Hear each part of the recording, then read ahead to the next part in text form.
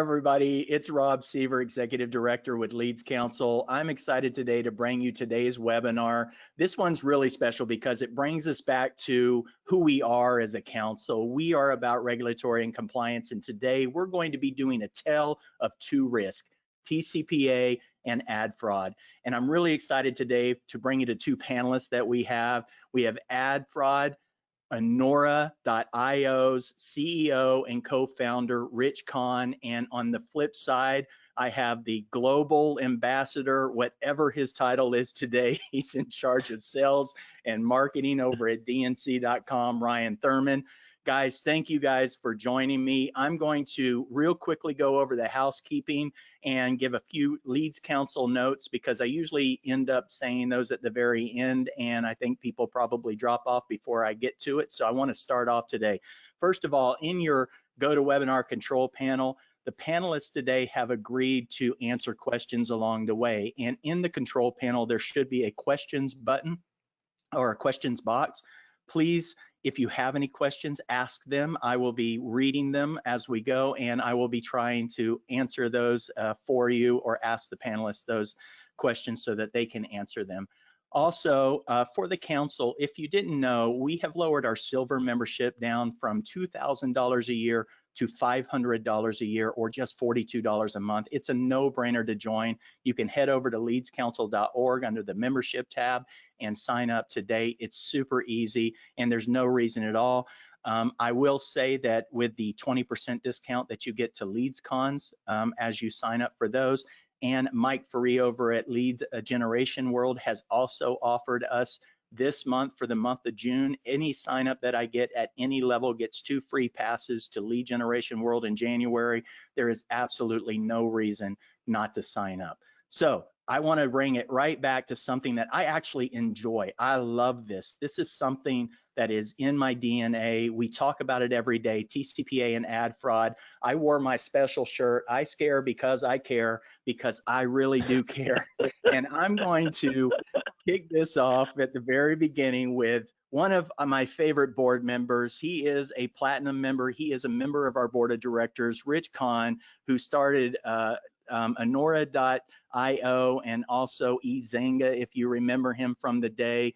Rich, thank you for joining me. Before we get into all of this, tell me a little bit about what Anura does and what you do at Anura.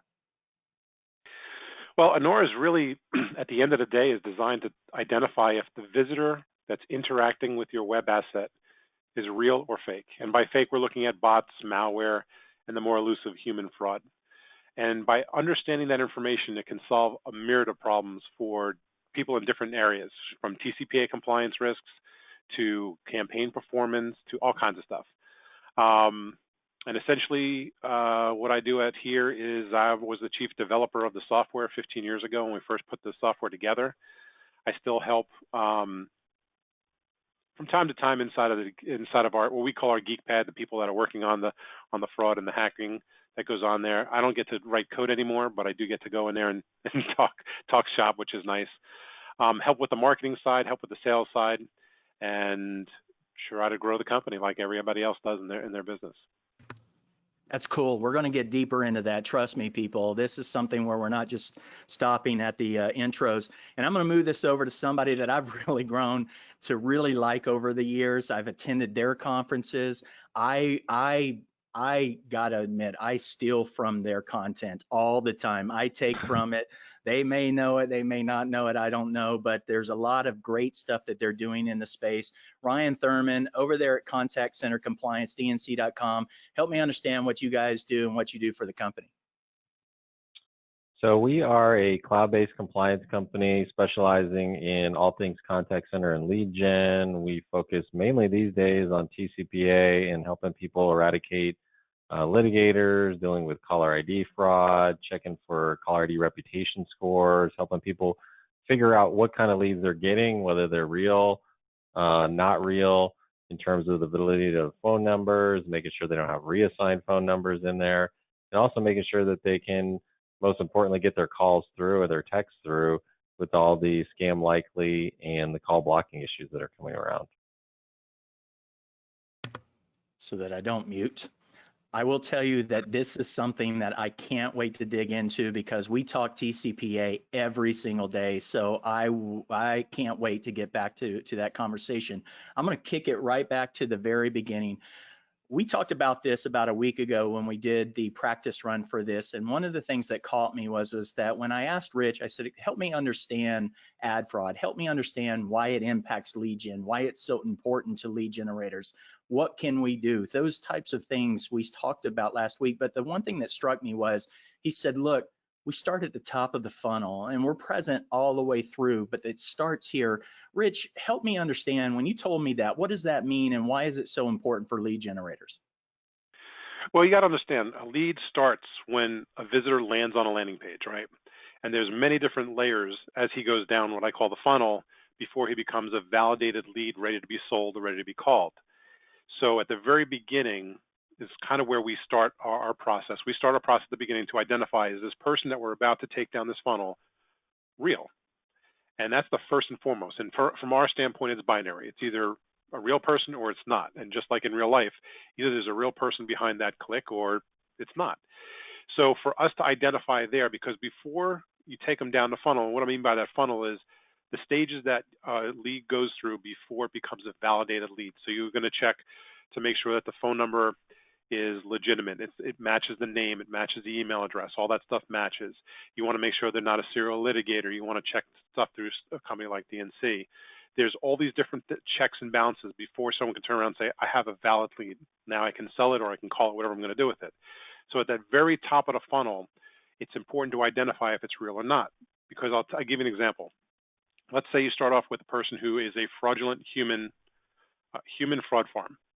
What they're going to do is they're going to land on a landing page, they're going to fill out the form, and they're going to fill out the form using information that's real. It's going to be a real person's information. The name is going to match the email address. It's going to match the phone number. Everything's going to look good, and they're going to pass that form on because typically they're getting paid somewhere in the marketing chain, whether it's from an impression, a click, for the lead generation itself. So now it goes down the funnel. It starts to pass all these checks, a fraudulent lead. And it'll pass all the checks. They'll check off the TCPA compliancy box because they're human. If you're recording the transactions, it looks real because, again, it's human that's interacting and filling out the form. And it goes all the way down the pipe.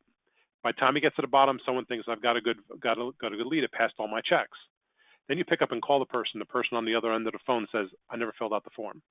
And I have no business dealing with you guys. I'm not into whatever it is you're selling. And a lot of times people will just brush that off as, okay, maybe it was a fat finger mistake or something came along, but with all those checks, we know it's not. So at the end of the day, it was a fraudulent person filling out somebody else's information unbeknownst to them, which created this entire issue going down the funnel and all the other costs that go along with the checks. And at the end of the day, they're now breaking TCPA compliance. They wasted money and resources on generating that lead. They wasted call center resources. And they do this enough times, they end up having brand reputation issues. It all starts at the very top of the funnel.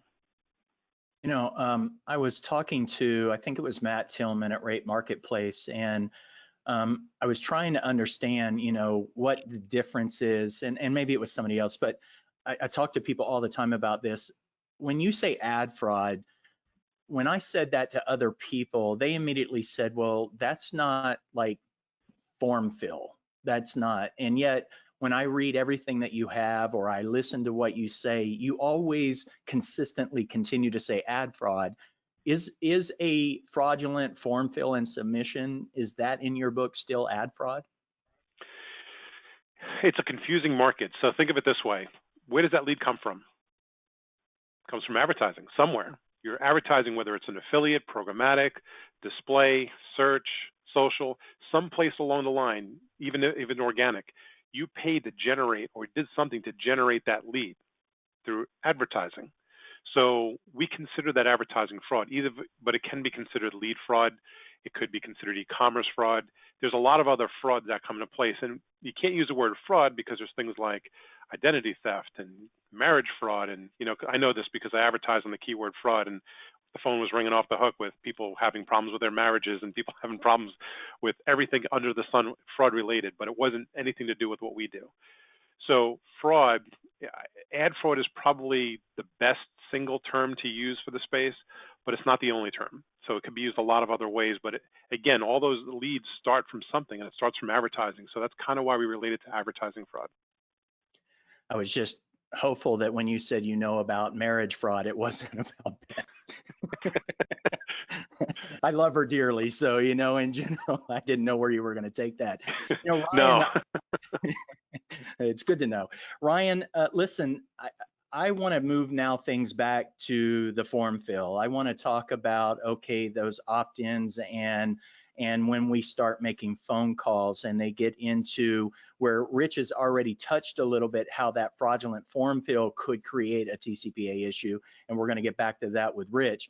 But for you, TCPA has a much broader than just the outcomes of the court. I know at dnc.com, you guys track a lot of things and you've got some products and services that help that. How does the rubber meet the road when that form comes in and what people need to, or when that form fill comes in and what people need to understand to keep themselves compliant? Well, the most common question that we get in the situation of the form that's filled out these days, typically everybody's asking for TCPA consent, right? They have the checkbox, they have the language, they think they're dialed in and they're protected, but we get opt-in leads. I see it all day on these Skype chat groups. I've got opt-in leads for sale. They're TCPA certified, Jernaya active prospect, whoever they're using to certify that. But what they don't understand is a litigator will fill out that form all day long because they're going to go around and make the most common TCPA demand, which is, I never filled out that form. It wasn't me. I couldn't have done that. I was driving to the dentist at that time. So you have that going on where you have these litigators who will fill out the forms. They'll even not only fill out forms as leads, but they'll sign up for services, right? They'll act and feign interest. And it's pretty common. So unless you're tracking for that information and know who these people are, you can fall victim to that pretty quickly. And that's kind of where we come in on being able to identify these people. But the other issue that Rich brought up is you get somebody who isn't a real person. They fill out the form. It's a bot. It's one of these click farms. And you go to call that person who you thought gave you consent is basically able to sue you under the reassigned phone number rule or the wrong party contact because they can just claim that they never filled out the form. So it opens up the whole issue of the reassigned wrong party contact because all they got to say is, I never filled it out. Here's the proof that I was at the dentist at that time. So that consent is only as good as you can validate it at that time, that you can confirm that it was that person. Like Rich said, you also need to be able to make sure that person really owns that phone number and make sure that it's a real phone number. And that's what we're seeing a lot more companies from not just the lead gen side, but even like more of the enterprise space, credit unions, banks, they want to make sure from a fraud perspective that the person that's actually giving you that phone number is who they say they are, because it's real easy to go scrape the web and find contact information of people and then throw it to the form. And in the ad space, these guys have already gotten paid on the back end as a sub-affiliate of whoever, and so they don't care. So you as a lead buyer, you've already paid for a lead that's not real. Now you got a TCPA violation on top of that, and somebody that's claiming that they didn't consent and you called them or texted them, used an ATDS, and they want, $20,000 or they're going to file in federal court. One of my clients just sent me one of the letters they got, and it's like, they're all the same, but at the end of the day, nobody goes to court because they want to get rid of these things. So, you're paying for these fake leads, and then they're not who they say they are. So unless you're going through the funnel and putting these checks and balances in place, you're vulnerable to it because a lot of the lead buyers, it's all, speed to lead, right? Who's going to call? Who's going to get a hold of these people first? So a lot of these folks that are litigators that'll fill out these forms or have somebody working for them doing the dirty work, they know that is going to happen. They know they're going to get 20 calls, 20 texts. And so that's the most common thing, going back to what I was saying earlier, is that people are like, well, why do I got to worry about all this TCPA? I get consent. It's like, well, you're going to get consent leads all day long. What you don't realize is that people have learned to fool the system, and they'll play all kinds of other games that I can talk about, and some of the tricks some of the attorneys have told us, and it's just amazing. But at the end of the day, they'll give you the consent, but how do you know it's the real person? How do you weed all Yeah. this stuff out in the funnel so that you're not, wasting your time trying to chase a ghost, basically? They're not going to buy anything anyway. So Yeah, I don't want to jump around here, but what I can say is that there was a ruling just last week that came out of, I believe, the Ninth Circuit that basically slapped somebody because the person who filled out the form wasn't the person who owned the phone. And that could happen in a reassign situation. It also could happen in a fraudulent situation where somebody's intentionally putting the inaccurate information in. In fact, we know that with some of the serial litigators out there, that their intent is to defraud the system, and whether or not the court sides with the defendant or the plaintiff, it doesn't matter. In this case, you still have a case that you're going to have to defend and pay for.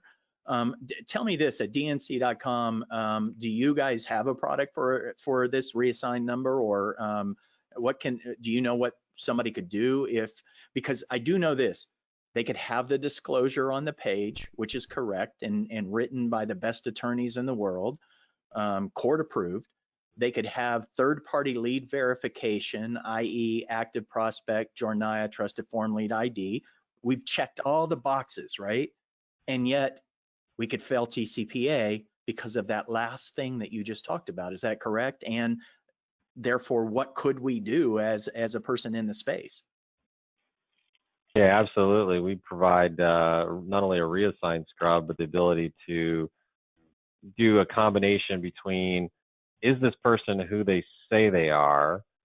So like a right party check, but then also, has this phone number been reassigned since this interaction date? So the reassigned stuff really hits people, especially on chasing not so much fresh leads, but stuff that's aged, 2 weeks, 3 weeks as you're following up, especially people are digging in the well, trying to make things work, kind of emerging out of COVID, going back on leads that they maybe gotten in March and April, where the phone number churn is real. I mean, you'll see 100, 200,000 numbers a day that roll over. And when you do a reassign scrub, even if you've been really tight with your data practices and doing all your verification, every time you talk to somebody, like they'll ask you, making sure your phone number is correct, you'll see 5, 10, 15% of data fall into this reassigned bucket. So we do that now through the telcos to basically do that verification of the name, phone number, and last contact date. And then what's coming down the pike is the FCC has made this where it's going to be a nationalized database. They've realized this is a problem. There's not a single source. There's a gap in the ability to look up this information in the telcos. So they're getting the Verizon's, AT&T, T-Mobile of the world together to come up with this nationalized database. And so we're eventually going to have the best of both worlds, to do a telco dip plus an FCC dip to do the verification and provide the safe harbor, because the only way you'll be able to get a safe harbor is by running the data up against their nationalized system, which basically is going to be where you provide the phone number and the date of last contact, and then the FCC will tell you if it's been reassigned or not. So that's good, because we'll have another way to verify that information. The bad is, let's say the FCC comes back and say it doesn't give you enough information, but you've been able to verify that lead and that phone number does belong to that person. Whose information do you trust? Do you throw away the data because the FCC said one thing, but you've been able to verify that information is correct? So that's why I think it's important to have a couple different data points. And of course, the FCC is going to want a couple. They're going to want to charge people for this too. So now the cost is going to go up, right? Where right now a lot of people balk at the cost of running a reassigned scrub because it adds cost to a situation where you have thin margins already. Now you got to run another process on top of that to identify reassigned phone numbers. So we've done some use cases where what we'll do is we'll run the reassign, but then we'll go run a skip trace on the back end of that to go find the phone numbers that are bad, to find a good phone number of the person, to justify the cost to detect the reassigned phone number, so that kind of pays for your detection on the front end, so that you can actually build some ROI out of it. Because that's the bigger problem we're finding right now, is that people have bad data, right? They have a bad phone number for their customer. It's old, because it used to be people kept their phone numbers for longer periods of time. I'm sure all of us on the phone, we probably have the same phone number from 15, 20 years ago. But Millennials, younger generation, people that are in credit collections, or people that are really just shopping. Sometimes they'll use a Google Voice number, doesn't even belong to them, because they simply just want to know what the best deal is I can get, and so they don't always give you the right information. So being able to figure that out ahead of time, going back to the other issue, which is it's all about performance, right? If you're wasting your time chasing ghosts, bad phone numbers, chasing leads that didn't belong to the people, or numbers where somebody else owns it, they weren't going to be interested in whatever offer you had to begin with. So that really can increase your performance by, kind of looking at the compliance side, which a lot of companies have a hard time digesting that cost, or that added piece that they got to add in there. But if you look at it from a performance issue, when you're going to be talking to more people that are actually interested in weeding out the compliance, it can actually yield better results. I'm going to get back to that because you said something that piqued my interest, and hopefully I'll remember that. My brain is getting 53 years old and sometimes is not able to come back to the starting point, but I wrote it down. Rich, look, you and I talk quite a bit about this, and I really feel ad fraud is one of our top, if not the top things today to consider. We've got buyers, we've got sellers, and we've got platforms out there. How bad is ad fraud in your eyes? What you're seeing through your platform? Like, I've heard you spit some numbers out that actually are pretty scary. And the second part of that question is, how well do you believe the industry either understands it, believes it, refuses to believe it, or in general, flat out just doesn't care? Kind of give me an assessment of what we're looking at there.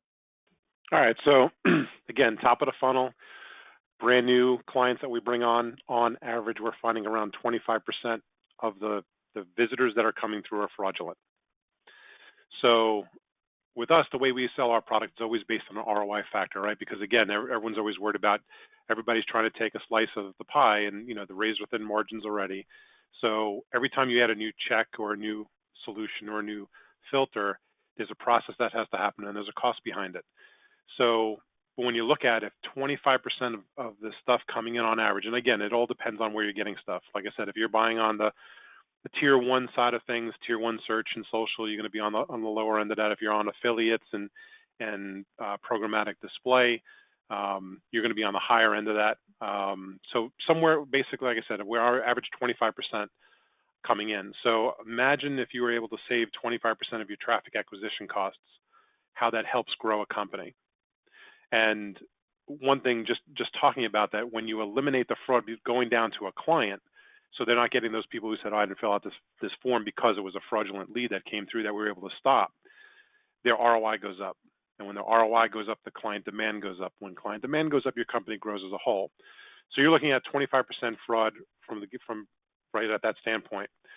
What we're seeing is prior to 2018, fraud was probably a couple billion, single-digit billions, anywhere from 4 to 7 billion. It would fluctuate. It wasn't actually growing or shrinking. It was just kind of humming along there. In 2018, it jumped to just around $20 billion in fraud. It was almost a 300% growth. And then last year was 42 billion estimated for last year. So fraud is on the rise because they're getting away with it. They're finding more and more advanced ways of sneaking past everybody, stealing your dollars or your client's dollars, and being able to take advantage of that. So the other answer to your question was, what do people think about it? And I'm on demos every day. So I'm talking to people about this on a regular basis. So if you have typically less than 5% fraud, you probably don't have clients complaining too much about it. It's 1 in 20 leads are coming through that are fraudulent. It's not like the end of the world, and it's kind of the cost of doing business, and they've kind of gotten used to it. They don't recognize that as a fraudulent issue, just, hey, maybe somebody entered the wrong information in when they filled out my form. Once they start getting beyond 5%, 5, 10%, all of a sudden clients start complaining, start charging back, and the higher you go up that scale, the more prevalent it becomes from a client complaint, where now people are trying to figure out, what is this? And we're always trying to find out how to connect with these people because they're out there and they don't know it's ad fraud. They don't know it's fraud. They just know there's a problem. They don't know how to address or how to search for it. I'll give you an example. We had a client come on and they were in fear of losing their business because the complaints were coming in so quickly, and demand letters were coming in. It was a big mess. We put them on the system. It was 54% fraud. So 1 out of every 2 leads that they were selling were garbage, and we were able to help them get ahead of it very quickly and start reducing the fraud and start finding out where it's coming from and help to solve that problem. But the big thing was when we got them on the phone, they didn't know it was fraud. They found our company. They found some article we wrote on affiliate fraud, and they were hoping and praying that what they had was something that we can solve, because outside of us, they didn't know what to search for. So a lot of companies, they don't really know about it. They don't really know it's considered fraud, because it doesn't sound like, you said before, it doesn't sound like ad fraud. Even though it truly is a subset of ad fraud, they just know something's not right with the leads that they're selling. They don't know why. You see this also too. Sometimes you call somebody back and they'll say, hey, I just filled out the form because I just wanted the information, and they put the real information in. More times than not, though, they put in bogus information. So if you put out really, really good content, and it's something that we do on the space on a regular basis, you see the content all the time, we get people that are filling out the forms using bogus email addresses. And of course, inside of our CRM, it pops up that it just bounced. We know it's good information. We know it's the right person. They want the information. They just want to give up their information. So one thing that we consider doing is just adding in more fields, because the more fields you add, the less likely people are to fill it all out. But again, at the end of the day, if it's the real person, they want your information and they don't want to be contacted, instead of not checking the box, yeah, I opt into being marketed to, they just put in bogus information. So that happens too. But yeah, most people don't realize it's a fraudulent issue. So I understand that ignorance probably factors into quite a bit of ignorance, not being competency, but just a lack of understanding that it's going on. But I feel with maybe, and quite honestly, opinion here, folks, not fact, opinion. This probably is something that isn't just ignorance fueled within the space. There's an understanding it's going on. Do you feel that way? I mean, do you feel, just based on the companies that you work with, that there's a deeper understanding of what's going on here? Yes and no. Some companies I talk to, they'll literally turn around and say, I know I've got a problem. I think it's fraud. Let's figure it out. And and we run a free trial so we can literally find out if they have fraud, which, yes, is the answer. If they're driving in traffic, they have fraud. It just comes to what extent, right? I'll give another example. I was doing a demo for somebody, and their biggest problem was they felt people were putting in the wrong information. And I said, well, that happens. It doesn't happen often, but how often does this happen? Intentionally or unintentionally? They thought it was like the fat finger mistake kind of a speech, where someone is putting their phone number and they just constantly put the wrong phone number. And I said, well, how often does it happen? They're like, 15% of the time. That doesn't happen 15% of the time. Mark, when I talk to my clients who are using our solution, they still get that, but it's like 1% or less. It doesn't happen a lot. Especially a lot of these companies have these checks to make sure the name matches the email address, all that good stuff. But yeah, it's funny because when they looked at it, we loaded up our software. We saw it was about 15%, and it was fraud. It wasn't a fat finger mistake. It was mostly fraud. So those are the kinds of issues where they're not sure, and that's why we do the free trial. We want to be able to find out if there really is a problem there, because our job, like most of our companies, and DNC, same thing. We're here to solve a problem, and as a business make money doing that. But we want to basically, first and foremost for the client, is solve the problem that they're running into. And not every case I run into is a fraud problem. I mean, they have fraud and it solves a different problem for them, but we want to make sure the problem that they're having at that time is something that we can solve. But it's funny because sometimes you'll hear people, they're a little weary about running a trial to find out how much fraud they have, because once they realize it's actually fraud, they got to do something about it. So that becomes an issue, because again, if you're a publicly traded company and all of a sudden I uncover 25% fraud, what does that do to your business? Yeah, we're going to get into that. I want to talk about that. Ryan, I want to go back to you, and I like this tennis match type thing between TCPA and ad fraud. It works well for me, keeps both sides of my brain working, or the one side that's still working. Here's what I want to ask you. On the ACA ruling that came out just a bit ago, there was a provision, a one-time provision, a safe harbor for that, call, reassigned call, and that was taken away in that ruling. And I thought, maybe I'm wrong, but I thought you said that there is another provision that's going to be put back in, or did I misunderstand you as they're trying to reestablish this reassigned database?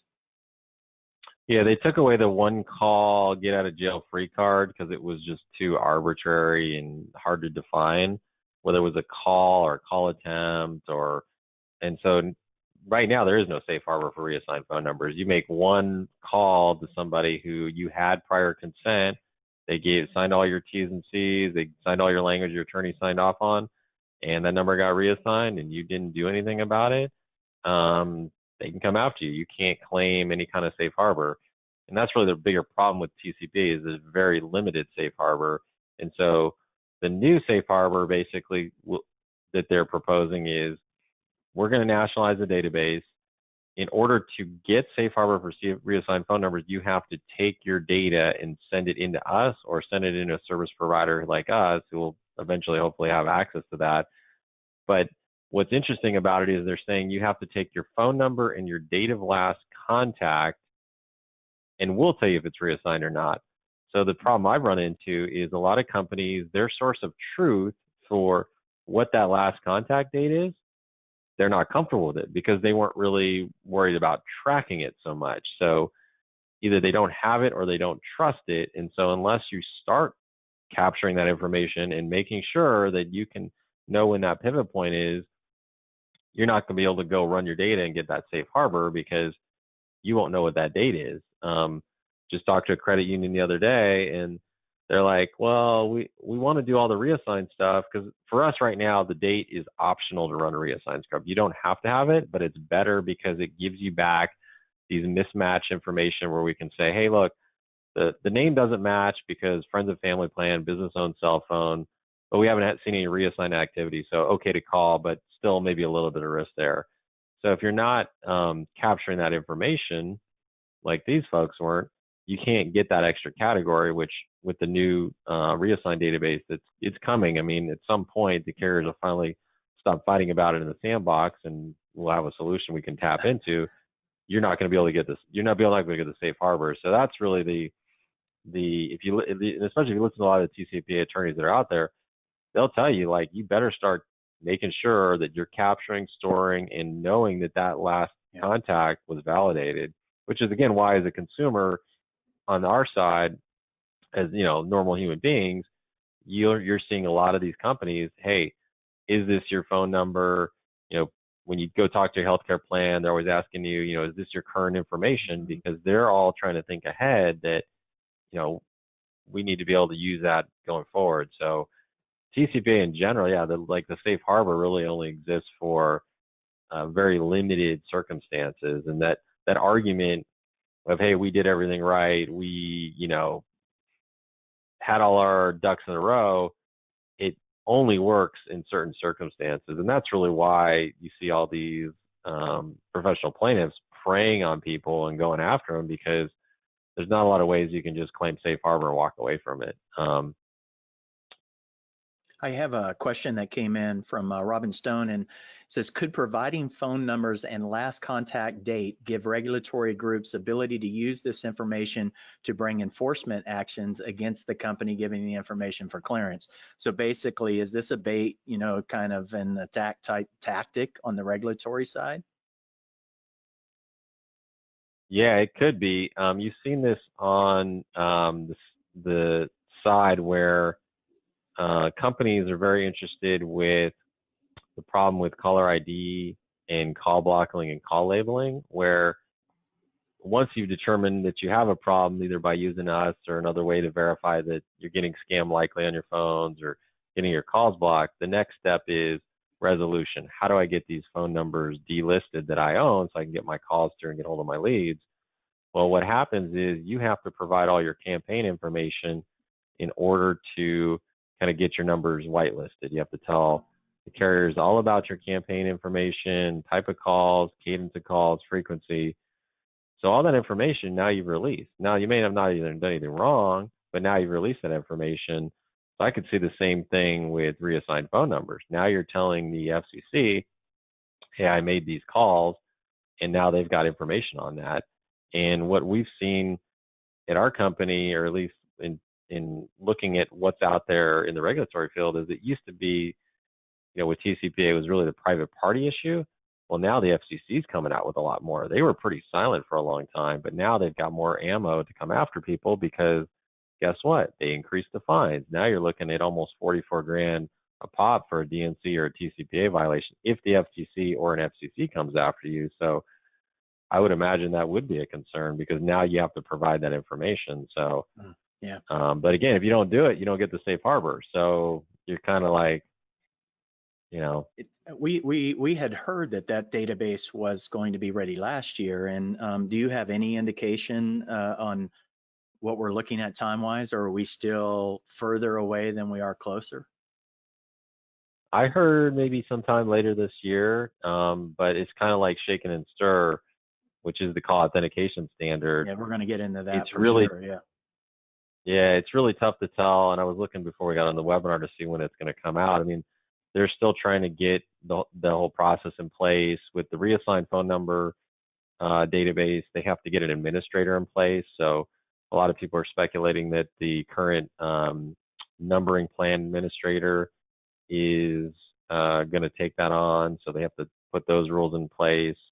And then with Shaken and Stir, they basically have to put in vetting of companies, right? So before you can get your calls authenticated, they want to make sure that what you say you're going to do on your calls is actually truthful and that you're not going to be saying that you're going to running, let's say, callbacks on mortgage leads, but in fact, you're doing call warranty scams on the back end. So there's still some moving parts in there, but the best place I've found to follow is just directly with the FCC. They've got some good timelines on there. And the thing that I will say is that with the reassigned phone numbers and with Stir Shaken, you want to go out and file your comments as a company because they are looking at those. And that's where I think a lot of companies may have missed the boat, is providing that input so that we don't end up with more regulations that aren't For sure. looking at how the industry actually operates.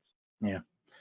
I have a question here that I'm going to have to read, and I butcher these things, but it's from a dear friend that asked me, and I'm trying to make sure that Rich, this question gets asked exactly like it's meant to be. The point that seems really difficult to fully solve is fraudster John Doe enters Rob Seaver, my phone number, my address, even potentially my email. I would imagine they know a little bit about me when they're entering this information, the fraudster. A lot of that information is publicly available.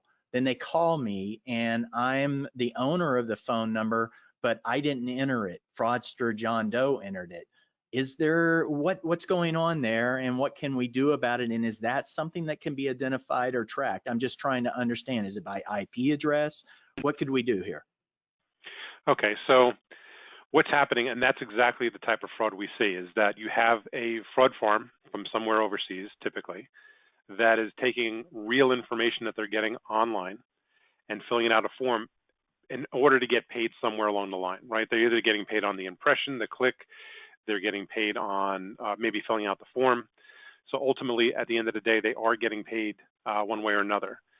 So ultimately, what happens is this fraudster knows if I'm entering in somebody else's information and I came along, company A's division and filled out the form with Rob's information, Rich's information, Ryan's information over and over again from the same IP, same computer, same device, what's going to ultimately happen is the person who's getting the forms are going to see this. It's obvious information, right? The same IP address, same everything's the same. Plus now, of course, if they use their real IP address and real device information, they let that go through, they're now traceable. So if somebody wanted to commit, if they were committing fraud, you can now trace them by IP. So what do? They have to play some type of networking hacks to spoof their IP address, make it look like it's coming from some other part of the world. They have to, if they're coming from the same machine, they want to spoof that device as many times as possible so it looks like it's coming from a variety of different devices. And when they start doing that, that's how we're able to detect them. So basically what we do is we collect hundreds of data points on their entire environment, everything from hardware, software, plugins, everything about their environment. And we're looking for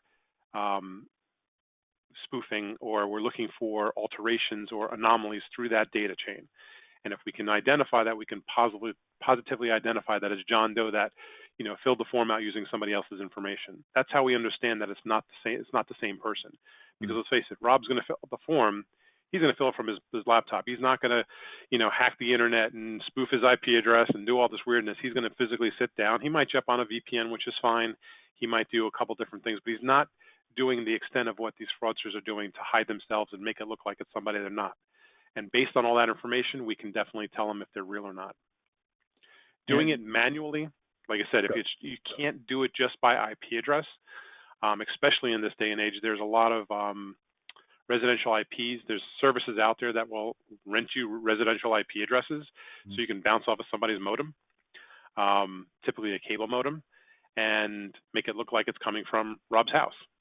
And it's really not. So there's telltale signs of identifying that information to identify whether the IP address itself is compromised or the person behind it. Because remember, you have an IP address, and behind an IP address could be lots of different devices, right? So let's say my office, I have one IP address for the entire staff, but I have a lot of different devices, from laptops, iPads, phones,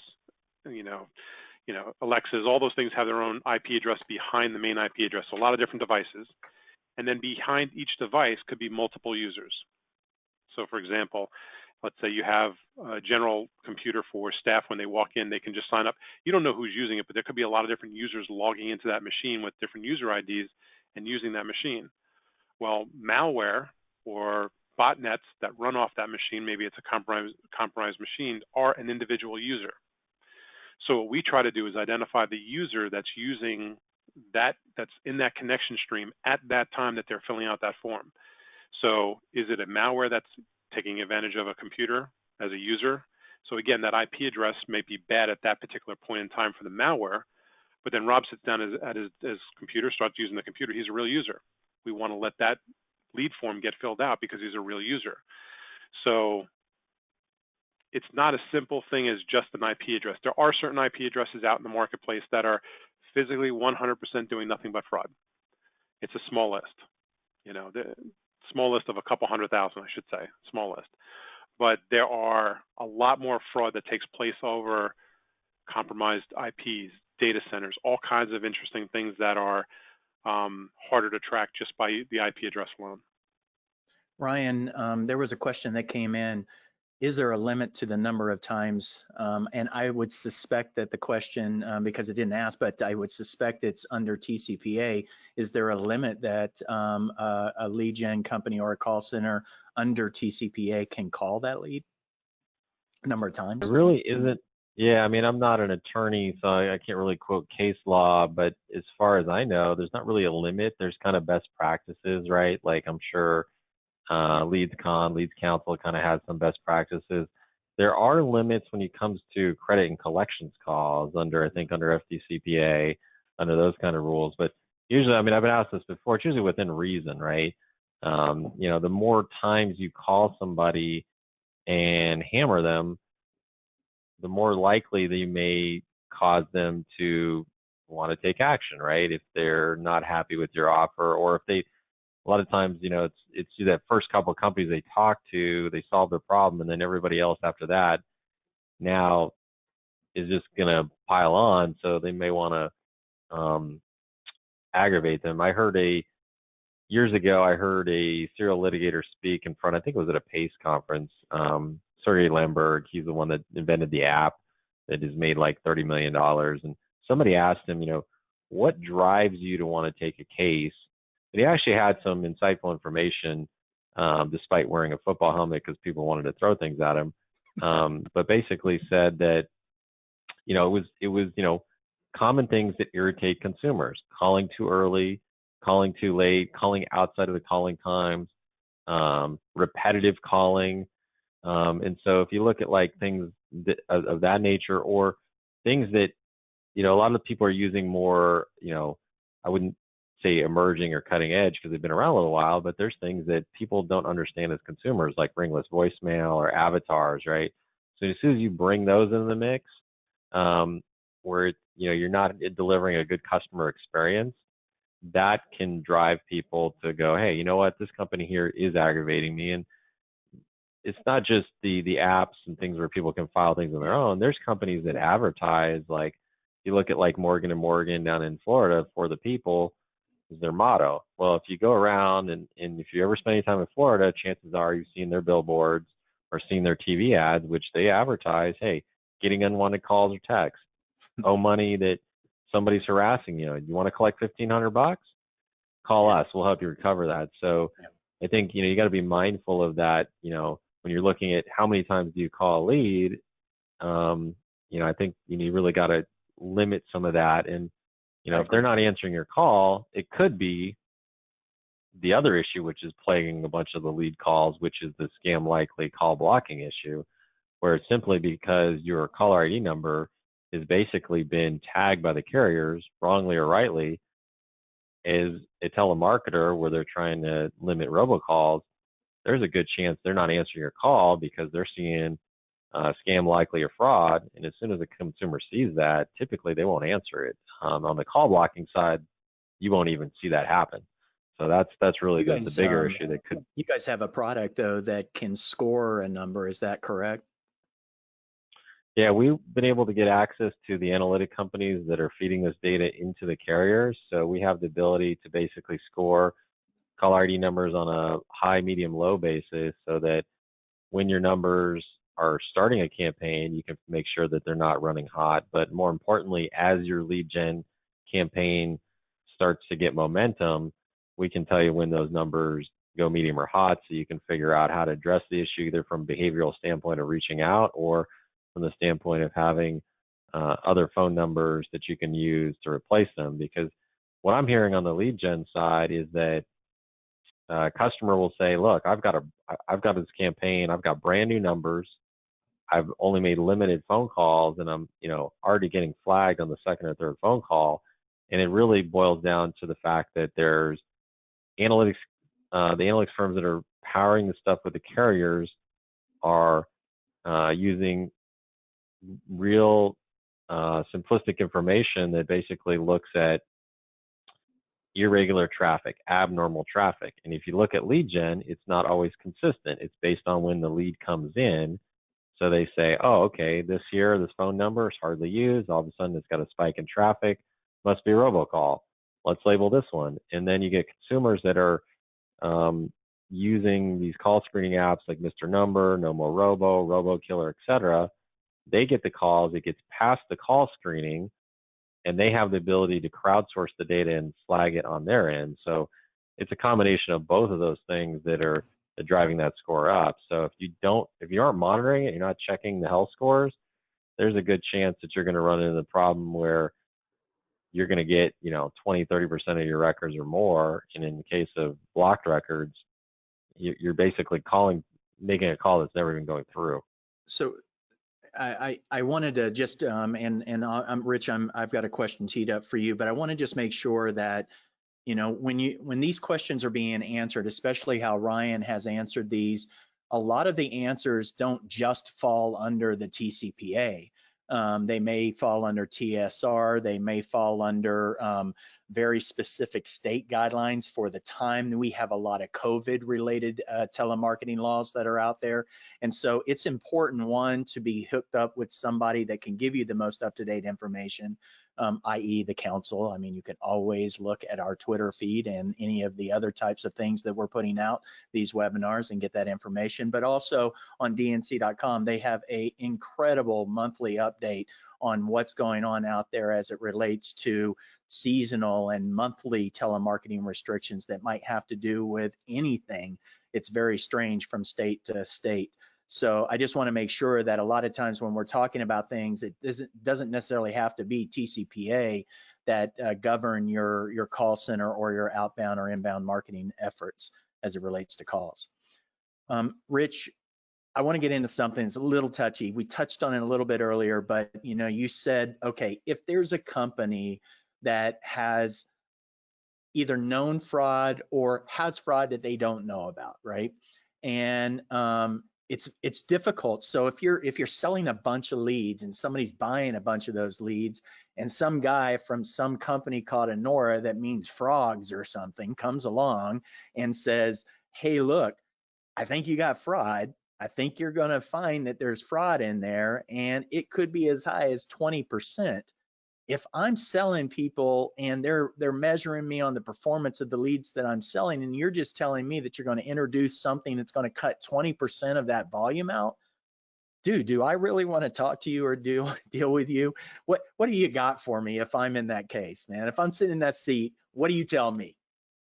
Well, at the end of the day, the only thing I can show is that across the board, all our clients since taking on our software have reduced fraud and grown their companies because the quality of that they're delivering, the ROI that they're delivering to their clients are higher.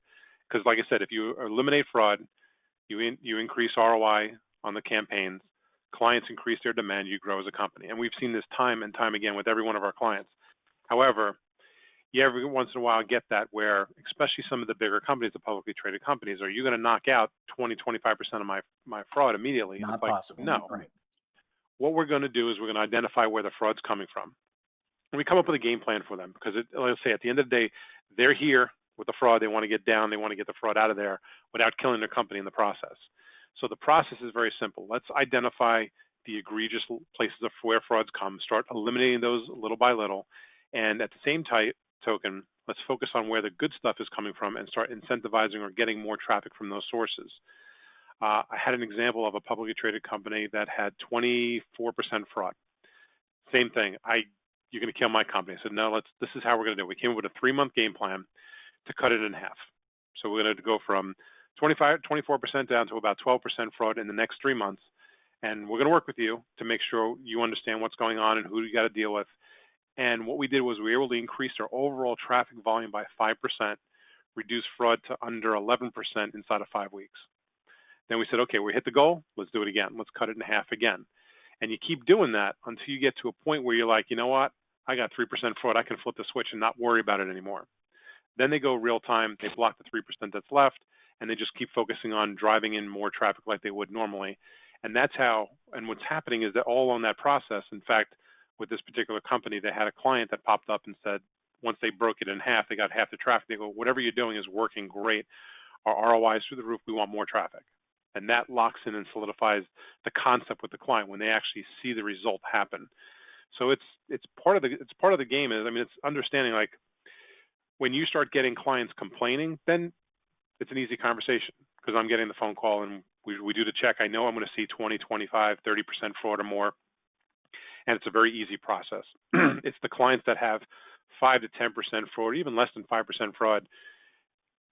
If it ain't broke, don't fix it. Is kind of the mentality a lot of them have. And I get that. But at the end of the day, it depends on what type of company you want to run. Do you want to get away with what little fraud that's there just because no one's complaining about it? Or do you want to step up and be more proactive and eliminate it so that you can give the highest possible quality to your clients?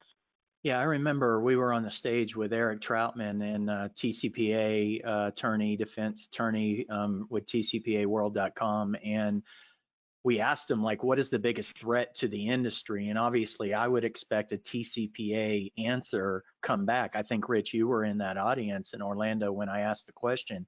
And he was very clear about the biggest threat from a TCPA perspective to the industry. And he said it was ad fraud. It was fraud. It was the fraudulent fill of a form with the inaccurate information that immediately creates a TCPA violation. And he was very clear about making that comment, and it could be, if not the biggest threat to the industry right now, if something's not done. And we do know that the FTC, with Andrew Smith in charge of the Consumer Protection Bureau under the FTC, he's made it very clear that the responsibility to protect the consumer is on all shoulders, the lead generator, the lead buyer, everybody that makes the call. And so I can only assume that at some point the attention, especially in court, we're seeing it because we know that if the information, and the Ninth Circuit said it last week, if the information isn't correct, it's a TCPA violation. So we do know that the courts are already finding this. So I would believe it's only a matter of time before we start seeing the organizations like the FTC and the FCC attacking fraud as a primary enemy in all of this TCPA and consumer protection. Ryan, you being on the TCPA, worried about, outcomes of court cases and things like that. One of the questions was that, I'd like to see what your answer was. If I put my wife's information in the form because this phone right now is in my wife's name and you guys call me, is that a TCPA violation? Well, it really depends on the If I sue intention, you, right? Yeah, depends who you are. No violation if there's no I'm, lawsuit, right? I mean, look, the litigators know the game, that they know that a good TCPA attorney is going to be a lot per the hour. I just talked to a client this morning and they're like, yeah, we know if we get sued and we have to go engage with counsel, that's 20, 25 grand just to figure out what's going on. So that's why you see a lot of these cases that, where, it's all really about assessing that threat level of that complaint. If somebody does, come in and say, hey, look, you called me, you texted me, I didn't consent to you, or they play the opt-out game where, especially with SMS, you don't know who you're talking to because it's, you don't have an agent behind it.